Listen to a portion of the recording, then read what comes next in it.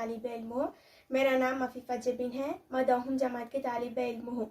मेरी रहनुमाई करने में मेरे उर्दू टीचर नुसरत टीचर ने की है।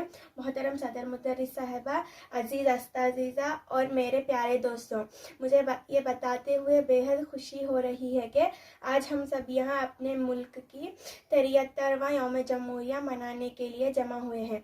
यौम जमहूरिया को हम हर साल 26 जनवरी को मनाते हैं। हालांकि हमारा मुल्क 15 अगस्त 1947 में आज़ाद हुआ था, लेकिन सबको बराबर का दर्जा देने वाला कानून अभी तक नहीं बना था। हमारे कौमी रहनुमाओं ने मिलजुल कर एक दस्तूर साज असेंबली बनाई।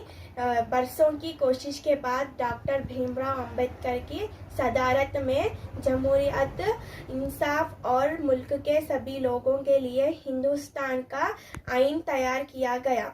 इसको 26 जनवरी 1950 को मुल्क में नाफिज कर दिया गया।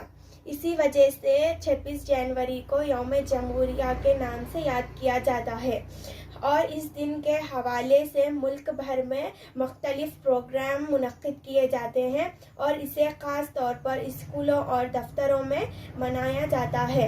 और इसी दिन हमको ये अहद करना चाहिए कि हम अपने मुल्क की आयान की हिफाजत करेंगे। शुक्रिया। जय हिंद।